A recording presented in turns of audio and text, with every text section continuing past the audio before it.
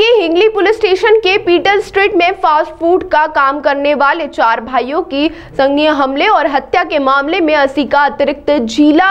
दौरा माननीय न्यायाधीश पबीर कुमार चौधरी ने 5 लोगों को आजीवन कारावास की सजा सुनाई, तो वहीं 26 गवाहों के असाक्ष्य कारावास की सजा चित्रा सेन सेठी, मिलन स्वामी, सतीश बाहन, पति बेहरा, अमी कुमार, जिन्हें नरेंद्रपुर गांव के मुंगलोहा स्वायु के 3 बेटों और भतीजों ने लोहे की छड़ से मार डाला जब वे एक फास्ट फूड सेंटर में काम कर रहे थे। मुठिया विभिन्न घातक हथियार 4 भाइयों की हुई थी हत्या। घटना के दिन ग्रामीणों और व्यापारियों ने अपराधी एस को सजा देने के लिए पिटल स्ट्रीट पर राष्ट्रीय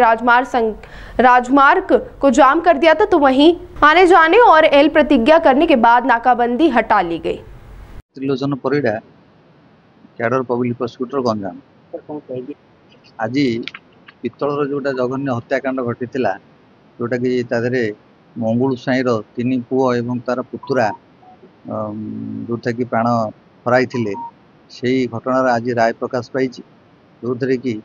आक्यूज मिलन स्वाई, संतोष कुमार स्वाई, बाहनपति आलियास बाहन बेहरा, तब चित्र आलियास चित्रसेन सेठी, जन साधु साधु आलिया सौम्य कुमार स्वाई, 5 जन को आज honourable court Aska additional session जज श्रीजुक्त प्रवीर कुमार चौधरी लाइफ इम्प्रिजमेंट रे दंडित कर स्पेसिफिक ऑर्डर कर जेहेतु यहाँ सेंसेशनल केस एवं 4 जनकर मर्डर हो